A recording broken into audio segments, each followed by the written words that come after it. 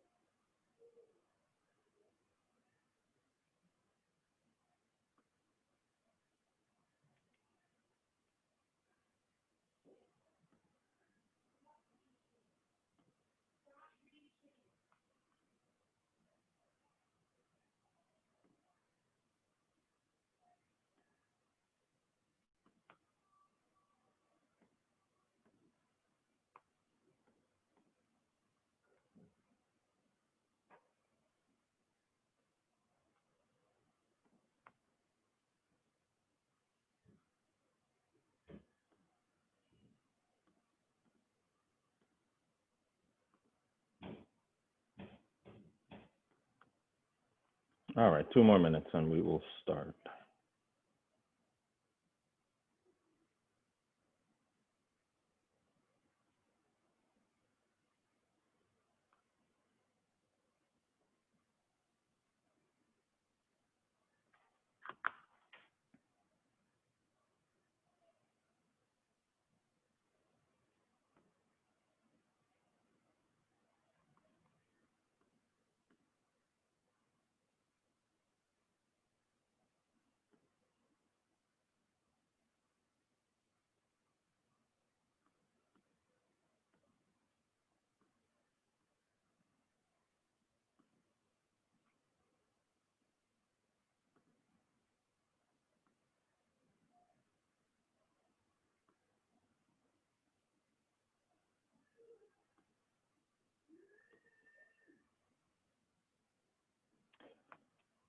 All right, good evening, everyone. I think we have a good number of people and want to be cognizant of the time. I am Carl Forbes, Jr., President-elect of the Metropolitan Black Bar Association, and we are thankful you've joined us today for the first segment of our 30 Days of Mbba, which is in recognition of our 36th annual anniversary gala, which we unfortunately were not able to have due to the COVID-19 pandemic, but we are excited for this 30 days of programming, beginning today with honoring one of our 2020 honorees, Peter Wilson Jr., who has received our Presidential Award. And the Presidential Award is designed to honor someone who has been a steadfast supporter of the Mbba, which Peter certainly has, and we will hear more about when we start our conversation. So to properly introduce Peter, who is the Diversity Inclusion Officer at Prokauser, he focuses on leading the firm's core commitment to diversity and inclusion and making it integral to overall business strategy. Working closely with the Executive Committee, Diversity Steering Committee, and other firm leaders, he develops strategies and programs that enhance the recruitment, retention, and advancement of lawyers of racial and ethnic minority groups, women, LGBT lawyers, and those with disabilities. Prior to joining Prokauser in 2012, Peter was the Director of Diversity and Legal Recruiting for an AmLaw 200 firm.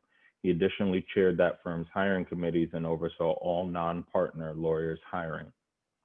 Before assuming diversity leadership, Peter practiced corporate and public finance law. He served as bond and disclosure counsel to the state of Connecticut, as well as bond counsel to a number of Connecticut towns. He also represented banks and borrowers in a wide array of transactions, including securitizations and asset-backed financings. Hartford Business Journal named Peter one of its 40 under 40 lawyers in 2007. As a frequent presenter at major diversity conferences, Peter has delivered key presentations for the Minority Corporate Counsel Association, the National Association for Law Placement, and the Association of Law Firm Diversity Professionals, ALFDP. He also served on numerous nonprofit boards. Currently, Peter is chair of the Tri-State Diversity Council and vice president of ALFDP. He has been a board member of the Lawyers Collaborative for Diversity and the Vice President of Outreach for the Connecticut Rivers Council Boy Scouts of America. I ask everyone that you virtually join me in welcoming our honoree, Peter Wilson, Jr. And before we jump into the conversation, Peter, we have a tribute video we would like to play for you.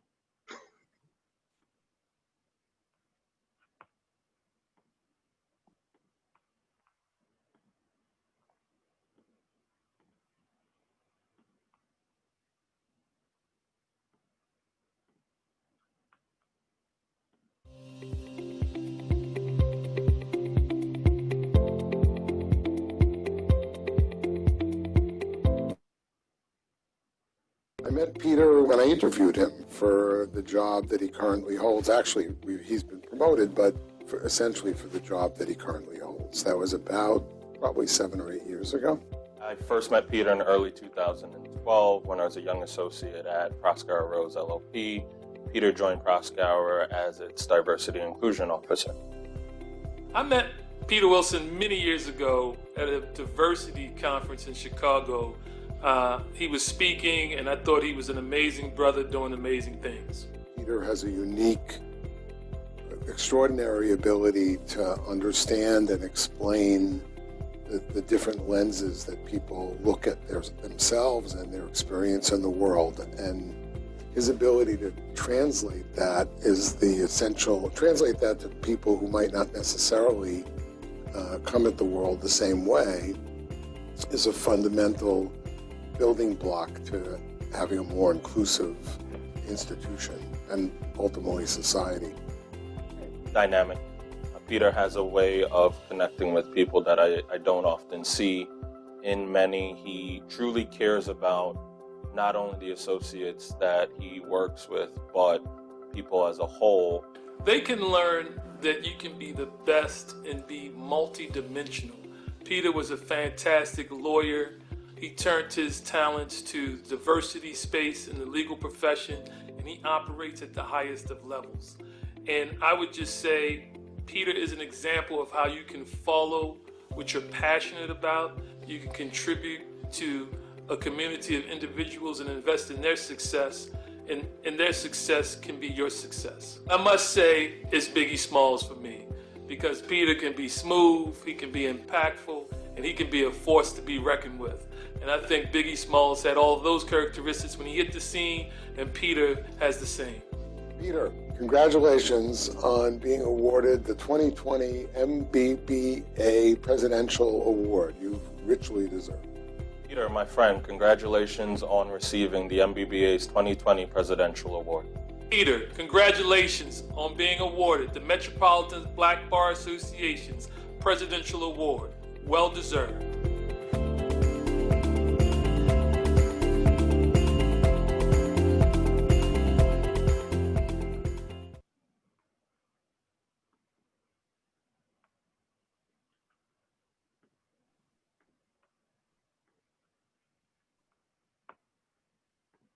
Peter, Biggie Smalls. Yeah, that was definitely unexpected, and I didn't realize we were even going to have a video. So I'm feeling a little bit, a little nervous right now that I've gotten some of my friends and colleagues out here giving me praise. So I think I'm going to have to make sure I do my best tonight. I think you will. So before we jump into the conversation, your award is well deserved. Anything you want to share in response to receiving the award? Well, first I would like to say thank you to the Metropolitan Black Bar Association, all of the members and board. When I first learned that I was going to be honored with the Presidential Award, as I think many other past recipients have said, me and why at this point. At this early stage, I feel almost in my career, although I've been out of law school for 20 years, I just feel like I just haven't accomplished enough to get this type of award right now in my life. But I am humbled most definitely by this opportunity, and I will kind of continue to endeavor to live a life that will be sort of in recognition of the hard work of all those that have laid the groundwork in MBBA to be leaders in the bar. And I think there are many more, and I also think you're selling yourself a bit short because, as many of the attendees here may know, you served on the board of the Mbba for a number of years.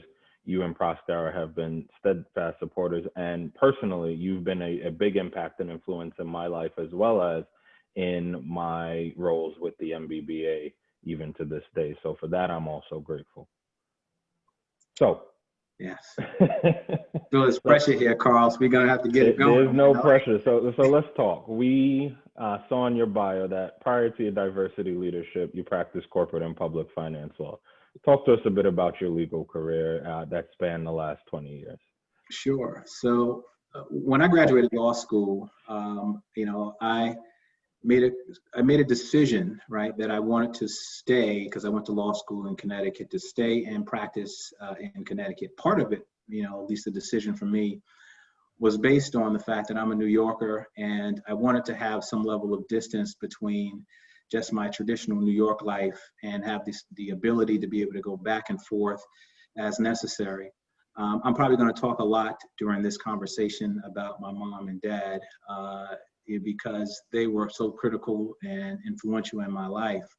But my dad, who was a pastor at a church in New York, I wanted to have a little bit of distance. I decided that practicing in Connecticut probably made the most sense. I chose to do corporate work and finance work in particular because as a summer associate, when I summered at the firm, I had an opportunity to do a variety of things. I immediately recognized that I didn't want to do litigation. That just didn't seem quite as interesting to me after I had the opportunity to experience it. I knew I didn't want to do regulatory law. I tried that, and it was no fun at all. And tax, you could have forgot about that.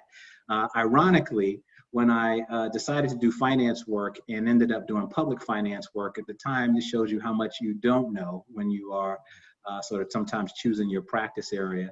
I didn't realize that finance law, particularly public finance, was so heavily tax-based. And so I had to learn a lot of sort of the tax code in my profession at the time. But because I was in a group of professionals that was absolutely committed to my success, were bought into me, I was able to kind of traverse that process in my life with very with a good amount of effort, but quite frankly, with a lot of support and wind at my back to help me move forward. And so for me, at least, when I think about the earliest stages of my legal career, I think about sort of being a young lawyer trying to figure it out, building relationships, trying my best to understand how to be competent in the practice. And I ultimately did finance work for about 8 years prior to deciding to move into diversity and inclusion. And it was a fun and interesting experience, but I must tell you that the law degree is one of these interesting things that allow you to be able to do a variety of things. I realized that later in my career, but I'm glad I found diversity and inclusion, because ultimately this is, I think, where I should be. Absolutely, and so we'll talk a bit more about that, but you mentioned, being a young lawyer. So what's something you wish you knew as a law student or a young lawyer? Well, I mean, this is not a go-it-alone profession. And so early in my career, I found it probably safer to socially isolate in some ways, at least internally in the firm, right? I obviously had a network of friends and colleagues that I was connected to, but with only a handful of minority lawyers in the firm, I didn't invest in building relationships, particularly with my white colleagues, as much as I probably should have. Perhaps it was the concept of the imposter syndrome, and I was worried about, that people would discover that I really didn't belong. It was a very unfamiliar environment for me. And so for young lawyers and law students who are coming up, right, it's critically important that you absolutely kind of pour out your spirit when you arrive in wherever you decide to hang your hat. In a large law firm space, it's important that you are available, that you're seen, that you're walking the halls, that you are obviously very strong in your actual practice and you do great work, but you're also kind of building the relationships, because relationship capital is one of the most important parts of being successful in a large law firm. I didn't get it until I probably was a mid-level associate. Once I got it, though, I was all on it. And it helped me to, quite frankly, be fairly successful as a lawyer until I decided to do something else. And I think a lot of us do struggle with that, as we think if we put our head down and work hard, everything else will work itself out, and do tend to socially isolate even today. And I know you've put a lot of work in the diversity space to make sure that that doesn't happen. So again, before we talk about that, I want to stay focused on your legal career for a second in practicing. What would you say was the highlight or has been the highlight of your legal career? You know, the legal career part is hard to pinpoint a specific highlight in my legal career. And I'm assuming you're talking about the 8 years of practice as opposed to the time in D&I. When I sort of think about the variety of things that I have done, I've gotten a couple of 40 under 40 awards. I have got honored as a young lawyer as well when I was practicing. I mean, those were great things. I think when I really think about though the highlights of my careers, it probably goes back to the relationships and really the people that I forged really strong bonds with. At the time, practicing in public finance, in the public finance sphere, there were very few lawyers that looked like me, people of color that were in the profession. And so the highlights for me were really sort of building those critical relationships with colleagues, both in my firm and outside my firm, to create these small networks of people who would support me in my career.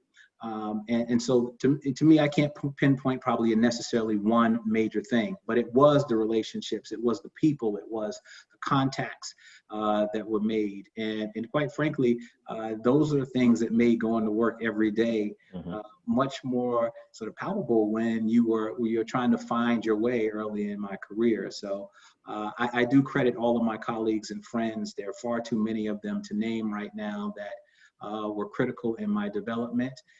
But the truth is that all of which, I am still connected to in some way. Right before I sort of started talking on this call, there's a string of some of my Connecticut lawyer friends who sent a text to me letting me know, we here with you.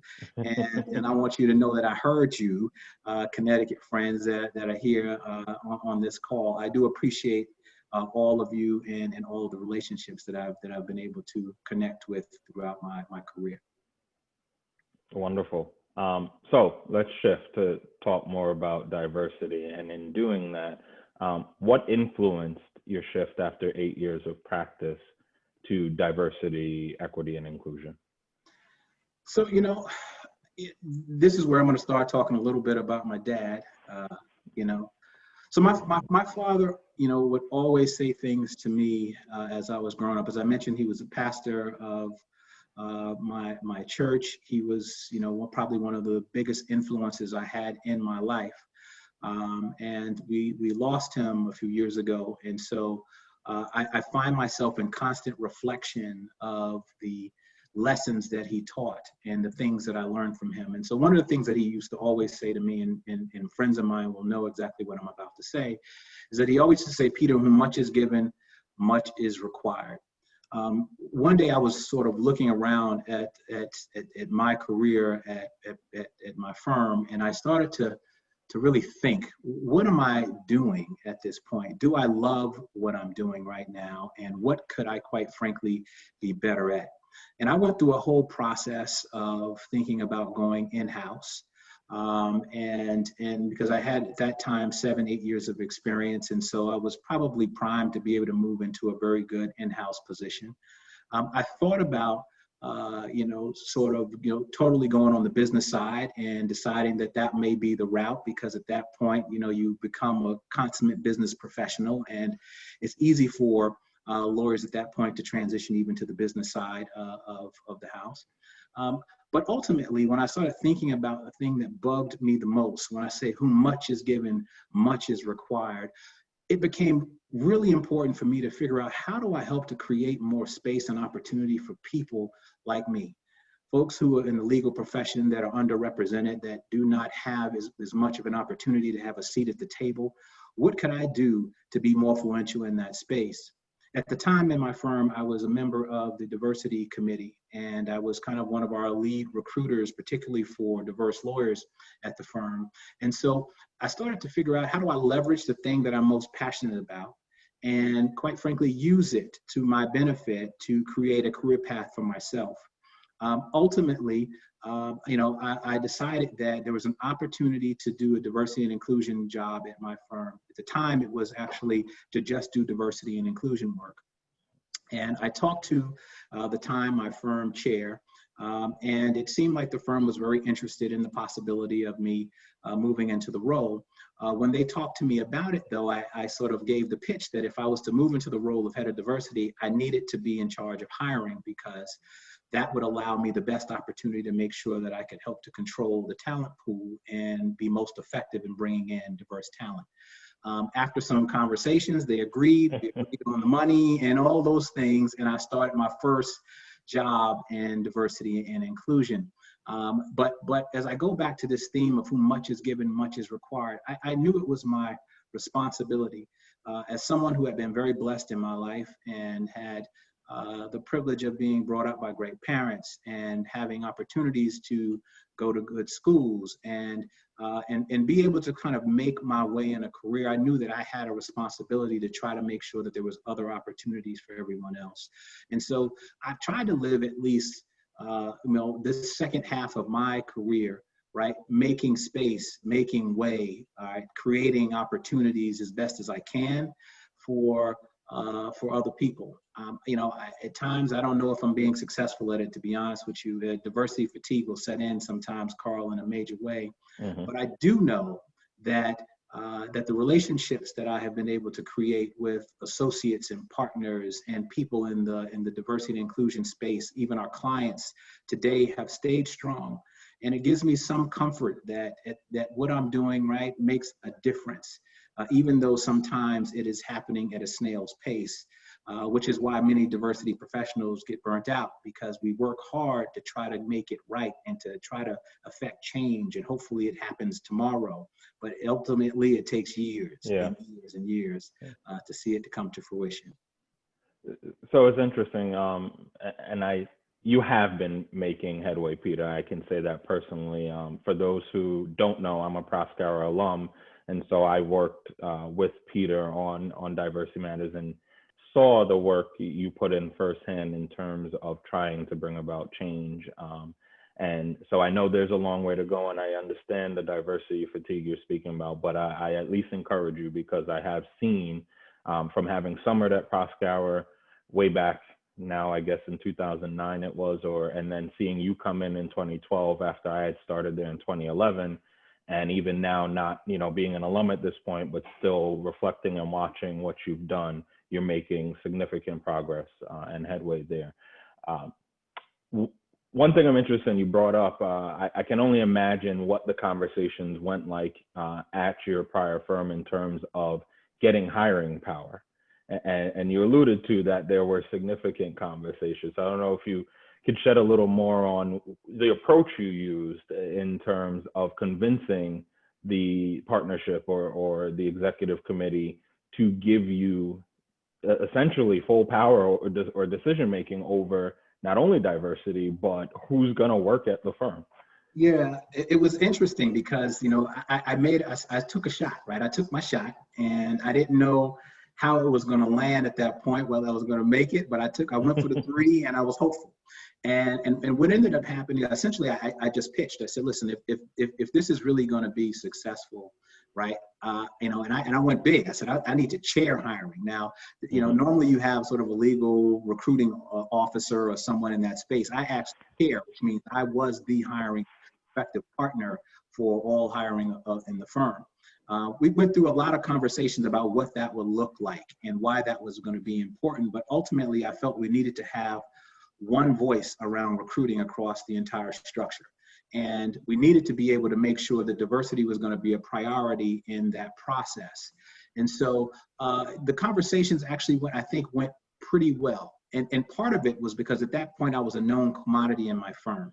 I had practiced there, as I mentioned, almost 8 years, practically 8 years. And so if nothing else, people knew that I was committed to the work that I was doing, because I was spending a lot of my non-billable time working, recruiting individuals and helping to create a diversity strategy in the firm. Now, again, I was not doing this alone. There were a lot of people doing this work, and many of which were minority lawyers in the firm, minority associates, partners, that were all doing the work to make this happen. But I was a fairly active associate trying to do as much as I possibly could in the space.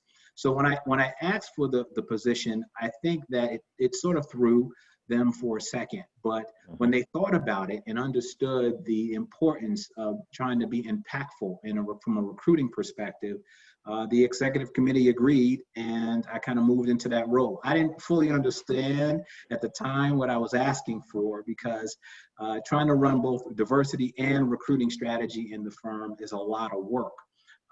And I had a great team, and I've quite frankly always been surrounded by good people that have allowed me to be successful. But that would not have been possible without having the right people in place to help it happen. Sure. And we have an executive committee support to make sure that people understood my role. Right.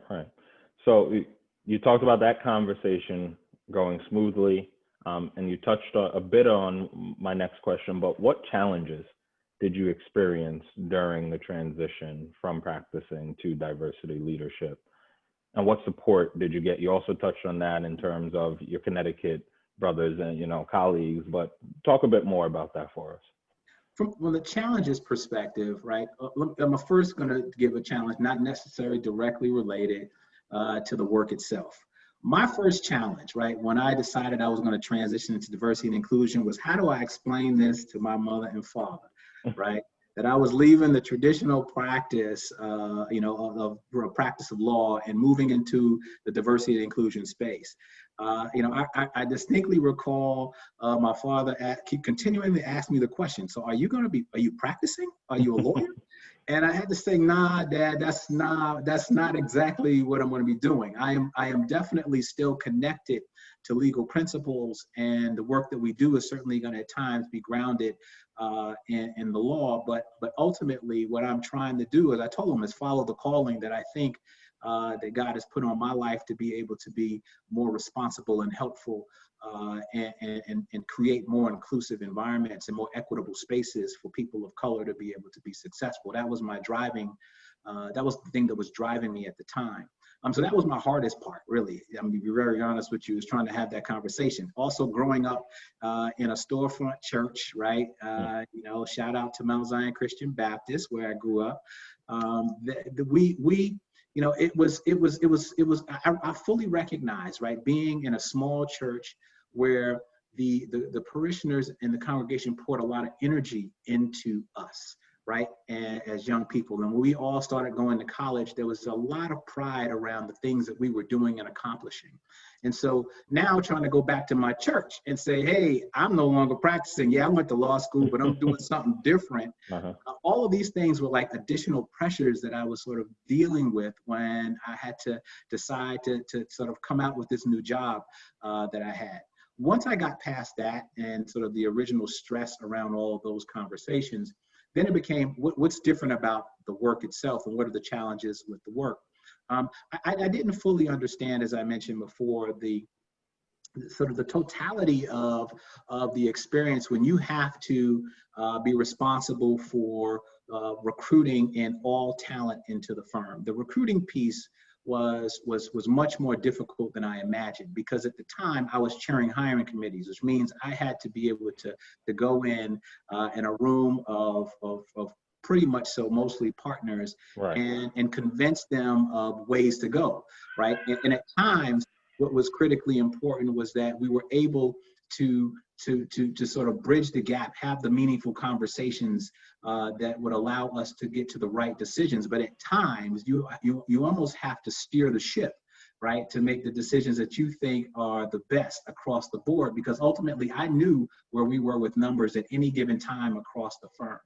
And so that was, to me, one of the more difficult things, is sort of moving from the role of associate into almost the role of a partner, particularly if you have the level of respect in your organization and you have the imprimatur of your firm's chair and executive committee to do the role, right? Being able to move into a leadership position and have them not only respect you, but listen to you and trust you at the same time, right? Those things are all difficult. When you also throw in this extra piece that, you know, sort of now you've thrown in this Black man into the middle of this position, right? Yeah. And I'm now moved into a role of chairing, hiring, and running diversity and inclusion, right? That ability to sort of gain and continue to have respect at times was something that I was challenged by. Ultimately, I learned it was the best opportunity for me to jump into that role. It made me far better and much better prepared when I came to Prokauser to be able to immediately step into a major leadership position and move things forward. But that was a challenging thing for me in the early stages, just learning how to deal with that additional stress at that point. Got it. And if I'm not mistaken, your role at Prokauser was you were the first diversity officer. I believe there's managers or directors of diversity, but at the level, you were the first. And so what was that like for you in terms of essentially being C-suite or being at a level comparable to partners in the eyes of the leadership structure there when you took that role? You know, when I arrived at Prokauser, the role that I was hired for was the director of diversity and inclusion. And I believe it was probably maybe 3 years after I arrived, I got promoted to the role of officer. I think part of that was really something that was alluded to by Bernie in the video. Right, and that was really the ability to be able to navigate the space of being in the role of sort of a firm leader. Right, I'm one of the sort of leadership team on the executive side of our firm, at least the business services side of our firm, and also being able to navigate the space of helping our lawyers be successful and bringing in more diverse talent.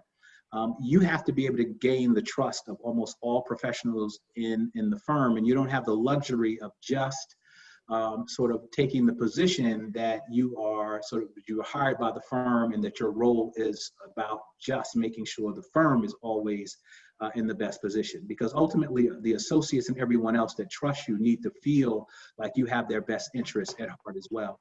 Isn't that true? Yeah, so that's the challenge, right, of doing this work well and being, and sort of at the end of the day, keeping relationships intact.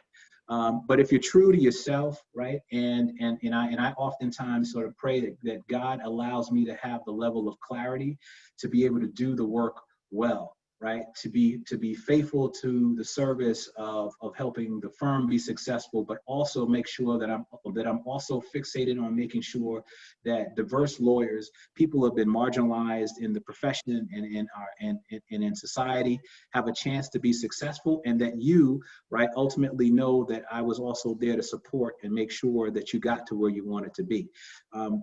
Those are the things that were most important, and so I think my promotion was based on, right, the sort of a recognition that I was able to navigate that space well at the time, and I'm thankful for it, right? But it was not without a lot of growing pains, right? And you've sort of gained a lot of perspective over time with this, and that's why that fatigue syndrome that will come into play. You gotta learn when to take a step back to think it through, and then you have to be able to see the things that you actually have accomplished, the things that the team has accomplished. I'm a firm believer that no one sort of does any of this stuff alone, and I've been surrounded by an amazing diversity team. I think I mentioned that before. Everyone that has sort of come into my group, and we have been able to successfully navigate the things that we've had to do. Right, that's all because I had folks that worked with me, for me, as team members that got the stuff done, and I absolutely appreciate that. I know many of them are on the line right now. They told me they would be here, and I want you to know that I absolutely, remember all the work that we've done. Some have gone on to do a lot of good things at other law firms and corporations, but I appreciated it because we've all been in the trenches together. And I can bear witness to that because I loved everybody who worked with you, and to the point that I even considered when I was thinking about my transition, convincing you to let me work for you. But God had another calling on my life for my practice and our community. And so I will always cherish the time we did work together and being friends, you know, going forward. And so you also perfectly segued to my next question when you mentioned making sure you're focusing on the needs of associates also. And so I mentioned before that you're a former board member of the Metropolitan Black Bar Association. So from your perspective, why is the MBBA important to the legal profession? Well, it's the MBBA is critically important because sort of it's like all of the power and greatness of Black lawyers in New York City, right? We harness it all right at MBBA, and if we're honest with ourselves, right, that this profession, right, is not as rich or as vibrant, or quite frankly, even as effective without Black lawyers. And so we need to have a space where all of us can come together to be recharged at times, to learn from one another, to push each other forward, right? Because truthfully, when you're marginalized in society and at times in the profession, you need to know that someone else got your back. And so those type of connections and relationships are critically important. But when the community kind of needs a resource and they don't know where to turn, right, the MBBA is that opportunity. And so when I was a member of the board of MBA, I was absolutely proud of it because it allowed me to be able to be a part of something that was far greater than me. The collection of all of our lawyers in MBBA, right, is quite frankly what makes us so strong. And I would be remiss if I did not mention the George W. Crawford Black Bar Association, because that was where I started in Connecticut. And so that was where I sort of had my ability to cut my teeth and kind of learn about how to be a board member and be a participant on a bar association. And so that allowed me to be a stronger board member when I arrived at MBBA as well. All of our minority bar associations are critically important. They provide the really foundation for us to be supportive to one another, but also make sure that we are heard in society and provides that sort of fertile ground for us to be able to be leaders. And so with that as a backdrop, why do Black lawyers matter? Well, you know, I would have to say there are probably three major reasons why Black lawyers matter. The first of which is I'm gonna probably point to a young sort of now mentee that I have, young Marcus. All right, young Marcus is in legal outreach. For all the New York lawyers out there, you probably are very familiar with legal outreach. Legal outreach has a mentoring program for all of its young participants. So young Marcus, right, is an individual that I am working with. He is a very bright young Black boy who has all of the potential in the world, but he needs to see. He needs sight lines. He needs to be able to see, right, other successful Black lawyers in his path so that he knows that it is absolutely possible for him to make it. So first is for all the Marcuses and all the young people in the world, right, that don't necessarily have the options to be able to see other Black lawyers in their careers or as they're moving up. When I was you know, a sort of in high school, I did not have a program like legal outreach, and quite frankly, I did not know any Black lawyers at the time, right? So I was in some ways, you know, carving my own path, trying to figure my way out without having a whole lot of guidance at that time. And so we're needed because we can help to shape the future for our next generation. We're also needed because, you know, quite frankly, the profession needs to see us, right? The profession needs to know that we exist, that we matter, and that our perspective is important to know and to hear. So for all of the Black lawyers that are right now out there sort of struggling, trying to figure out, why am I here? Why am I putting up with this? Why am I doing this? It's because we all matter, right? We need to be there. We need to absolutely be seen. Courts need to see us, right? They need to know that we matter, right? Folks who are facing the criminal justice system need to have us, because we're right there to be able to provide them the best counsel, right? So we're absolutely necessary. And my last point, I guess, would be that we need to be part of the construct around breaking the bonds of systematic and institutional injustices and racism in this world. And so, without being present, without having a voice, right, we can't really have, we can't make the necessary changes. And so having Black lawyers in the mix will guarantee that at least we have people that can have these conversations, right? We all know that a law degree offers you an immense power and opportunity. Without having Black lawyers in those positions that have similar experiences and understand what it's like to be marginalized, understand what it's like to face micro inequities in the workplace, without that, right, then we lose out on the opportunity for us to really have a voice in society. And so we need Black lawyers for that.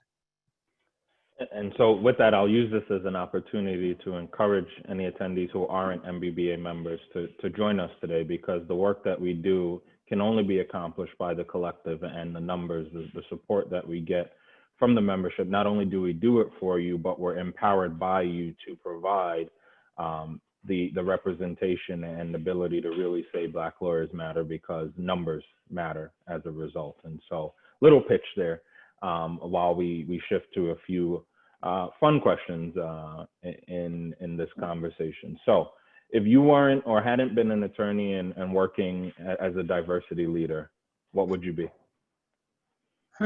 What would I be? Well, I have lots of different dreams in my life to do a variety of things. The one thing that that I have constantly been thinking about, and this doesn't necessarily mean I can't do it now, is that I want to own a yogurt shop. Now, I don't know why that is the case. I'm talking about froyo, though. I'm talking about froyo. Okay. All right. And so I've always sort of dreamt of being able to kind of be this big froyo, kingpin that's been doing everything. Everyone comes to me for whatever you need. I got, different, I got all the flavors that you want, right? Yeah. This is what I don't know why I've dreamt about this a lot. But I think, I want to be an entrepreneur in some way. And so it was either going to be froyo or own a restaurant.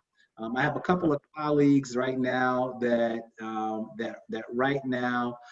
have restaurants, and they are straight sort of stressed about the process of owning restaurants right now. And so I think those type of things I like. And if you notice, like the things that I tend to like all have me kind of front and center dealing with people. Like I want to be able to come out and shake your hand, say, thank you for coming into my shop. Please come again. These things mean a lot to me, to be able to have the personal connection with people. So whatever it is, I think it would allow me to have the ability to have some repeat customers, and people kind of know that I'm, kind of there as a friend and supporter, and I am sort of appreciate them giving me patronage. Okay, we have some comments in the chat. So Anta asks, what type of restaurant would you have? And Paula answered, Peter's Soul Food Kitchen. Paula's absolutely correct. It would definitely be the Peter's Soul Food Kitchen, and I absolutely would do that. And so some of my Connecticut colleagues, right, back in the day when I used to, when I first, bought a house out in Connecticut, I used to do these cookouts, and there were these barbecues that we would do every single summer. I absolutely enjoy cooking. I love to cook.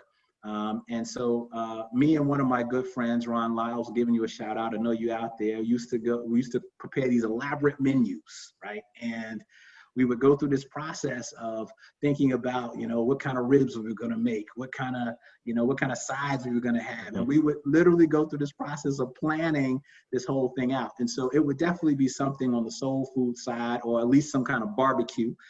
because those are the things that I probably do well enough that I could pass. And if I really put the work and time in it, I could perfect it in such a way that I could have a restaurant. So thank you, Paula. I appreciate the support. And if I ever open this restaurant up, Paula, I hope to see you there. So because I know a bit about you, were you DJing at these cookouts also? So I didn't DJ at these particular cookouts, but that was college. But we used to have, my brother Rodney is like a fantastic musician, right? And so Rodney would come up and I play a little piano as well. And so we would, at the end of the evenings, we would actually play the piano and, and start like karaoke opportunities with folks in the house and have sing-alongs and all that good stuff. And so that was that sort of my added touch at the end of the night. So these cookouts went out all night long. We had a great time with one another. But again, it was primarily at the time when we started thinking about it, when I really think it was primarily filled with Black lawyers from Connecticut, right? We were all just colleagues and friends kind of sharing what it was like to be lawyers in Connecticut, and we poured into each other, right? And that was just one of the opportunities where we got to lay back and be in our own environment and have a ton of fun together. It sounds like to me, when COVID is behind us next summer, and I'm believing it will be, that we're going to have, going, Carl. you do know where I'm going. We're going to have Mbba sponsors Peter's Soul Food Kitchen, and we got to get you and your brother to put on the musical performance at the end, because that will be a great time. All right, I'm gonna have to call up Ron. Ron, I know you out there to help out with the food. Rodney, I know you out there as well. We'll work it out. We'll work it out. I like it. Anta said she just put it on the calendar, so she's holding you to it. I'll help plan. All right. I'm with you, Anta. I'm there. Ron said, I got you, brother. So there we go. The support is there. We'll make it happen. All right.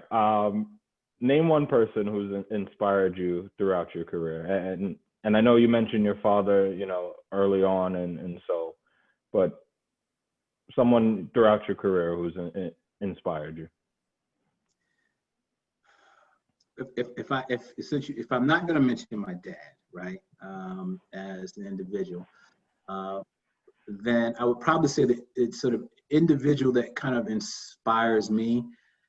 I have to go personal with mine, because it's always the people that are close to me that actually make the difference. And so I wouldn't necessarily say it's one person, but it is sort of the collection. I mentioned a lot of colleagues and friends, right? So I mentioned there's a collection of small group of Black lawyers that gave me, right, a level of comfort in being sort of who I was at the time, a young lawyer who was just trying to figure my way out, that support mechanism. So I mentioned people like Ron Lyles and Moy Ogilvie, Vanessa Roberts, right? These are folks that that we were connected with. Asker Saeed, who ultimately became a person who I ended up doing diversity and inclusion work with, right? We were all sort of a unit of people who supported each other's careers and helped us each be successful in what we were trying to ultimately do.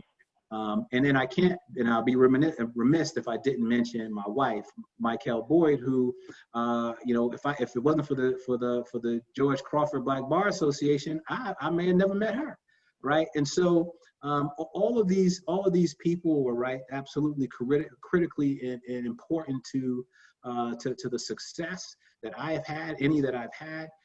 But I can't say one person really inspired me. I'm certainly not going to pick someone that I just watch from afar on television, because it's the personal relationships to me that always make the difference. It takes a village, right? It takes a village. With me, absolutely. Maybe a larger. Speaking of, so in terms of influence, if you could have dinner with anyone, who would it be and why?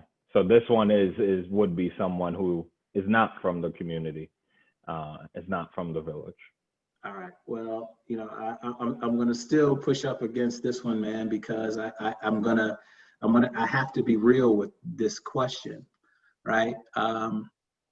If there was any person right now that I could have dinner with, it would probably be my dad, right? He left us, and there's always been this void since he's been gone.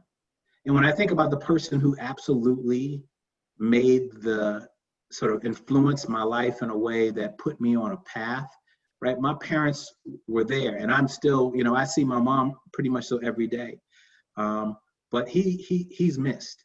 And if I could have one more family dinner with my dad and my mom and my sisters and Rod and folks just sitting around the table making jokes after church on a Sunday, and to hear his voice and sometimes the frustration because we would pick with him, that'd be golden right now, right? So, so I just say for everybody out there who have loved ones, you cherish them, you spend the time with them. I don't have any regrets because I did as much as I could and with and for my parents, and particularly my dad while he was alive. But I can't say that there's anybody more important right now for me to sit down and break bread with than the person who I miss the most.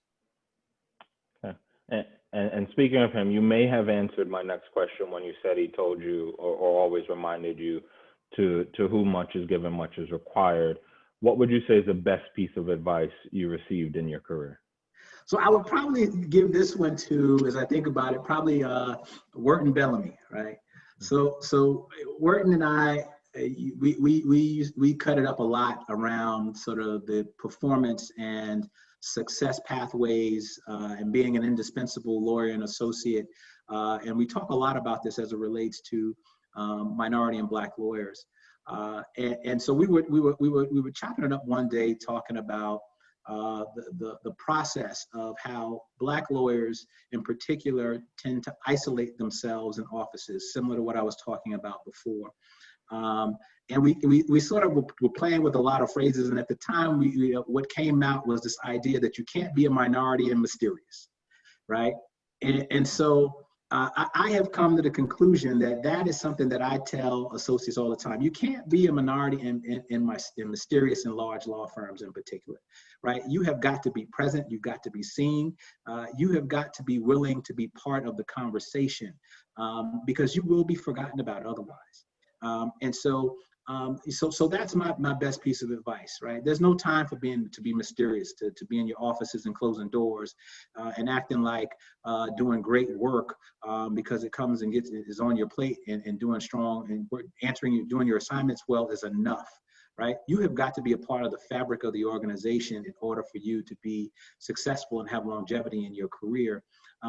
And so that's the piece of advice that has stuck with me since we were sort of joking around that day and talking about it. But you just can't be a minority and mysterious. You got to be present if you want to be part of the conversation. And again, I can bear witness to that because you were a huge influence in me joining Prokauser's hiring committee. And I think at the time I was probably one of the youngest members ever of the hiring committee, and it wasn't because I sought it out, or yes, I did recruiting generally and interviewing, but it was you pushing not only me to not be mysterious, but also the firm to open the doors to allow young associates and minority associates to be part of that process. And I'm certain that that has carried forward with those who have come after me and who have taken up the mantle in terms of working with you from an associate perspective on diversity and equity and inclusion matters. And so I certainly bear witness to what you've said and the impact you've had in living out that reality of your conversation with Wharton. So what advice would you have or would you give to someone that wants to follow in your footsteps? Well, I think the one thing that I would definitely say, when I talked about sort of my path and how I got here, it was somewhat born out of a level of passion and clearly a calling that at least that I thought I had in my life, and sort of going back to this idea of whom much is given, much is required. When I entered into the diversity and inclusion space, it was absolutely possible for a lawyer with pretty good experience to move into a head of diversity role right out of practice. That is no longer the case. In fact, given the level of experience of individuals right now that do this type of work, If you're probably coming from, you're just directly from practice, you can probably expect to get no higher than kind of senior specialists or perhaps manager, right? It is very difficult now to just break in and get a senior level role just based on the fact that you have a law degree. So my advice is that you have to take this in stride, and you have to recognize that this is in fact a discipline. All of my colleagues that do this and do this at the highest level, right, fully recognize that it requires a lot of time and effort, learning, education. You got to spend your time doing this and doing it right. If you want to be a trusted professional and you want to be able to have senior management look at you as an asset, then you have to make sure that you are providing them the kind of advice that's necessary, but you're also taking it seriously enough that you're educating yourself, you're learning, you're spending time with other colleagues that are doing the work. Passion alone will not make you successful in this, right? The work is going to make you successful. And so if you want to do the work, I'm happy to be able to chat with you. I have a lot of friends and colleagues who've made the transition that will be happy to chat with you, but be realistic. It's not something you're going to jump into and expect to be the head of D&I at some organization at this point. You're going to work your way up, and you're gonna figure it out. But you're going to put the time in and learn that this is a craft and a discipline that requires that level of appreciation and time. Wonderful. That was the extent of my questions. Anything you in addition to that want to leave us with? For me, just thank you. I do appreciate the time and the effort of the Metropolitan Black Bar Association and all the things that you all are doing right now. And I just want to make sure that I also say that I have to give thanks and praise to God for this opportunity. At the end of the day, I'm the son of a preacher, and so I recognize that all things that I've been able to accomplish have been through the grace of God, and I'm full recognition that God has blessed me with a lot of opportunities. I'm just hopeful and prayerful that with the talents and skills that God has given me, that I do the best that I can. So with that, I think that will be my final word. Well, you're going to have a few more because we got a fun question from an attendee who's anonymous, but I have a feeling I know who it is. Okay. Prince or Michael Jackson? Okay. Okay, Prince or Michael Jackson? This one is hard, all right? I can't even joke with you. This one is difficult. I think, you know what? I'm gonna have to go with Prince on this one, all right? And because Prince has some hits that I gotta be real with you, that when they come on, like it's not all the Prince songs I gotta tell you I love, but the ones that I like will pump. Yeah, they put me in a place. So Michael Jackson to me has more hits that I probably will consistently listen to, but Prince's were the ones that I'm absolutely crazy for. Oh my goodness, they changed the world. They changed the world. Paula was rather enthusiastic in saying yes in response, and so I have a feeling. I got Loretta Grant, who's a good friend, saying Michael Jackson. So listen, this is the kind of. I have to go MJ also, but I'm a little younger, so I feel like MJ kind of carried a bit more for my generation, in a sense. But we got a good one since people are asking some questions, and so feel free. We have a few more minutes since we started a little late. I do want to pay attention to time, of course, but. Corey Brinson asked, I'd like to know what Zoe taught Peter about life. Oh, man. Corey. All right, my friend. So Corey's my little brother. Again, my Connecticut colleagues, man, they coming strong. I think Zoe taught me, let me take a step back. Zoe gave me a level of humility, right? And Zoe, just so everybody knows, is my daughter. She's 5. She's taught me a lot about humility. And, you know, as a father to a young Black girl, you know, I'm just hopeful, and that the world will allow this young, very, very vibrant little girl, right, to fully realize her passions and abilities. And I'm conscious of the fact that if we're not careful, particularly with our young kids, that we will, you know, be part of the problem of derailing their opportunities and not giving them the sort of the prerequisite level of comfort and confidence to be successful. So I've learned from her that I just have to be just humble. And I got to be willing to pour into her all of the love, confidence, and spirit that's necessary for her to just feel like she can fly. Because I just don't want the world to take it away from her, right? And as we talk about marginalized people, you know, and the work that we do in diversity and inclusion, you know, I want Zoe to be able to do what she wants to do when she wants to do it, and not feel constricted by society. So if you know, I've become acutely more aware of systemic racism and institutional racism because I got a daughter that I got to worry about now.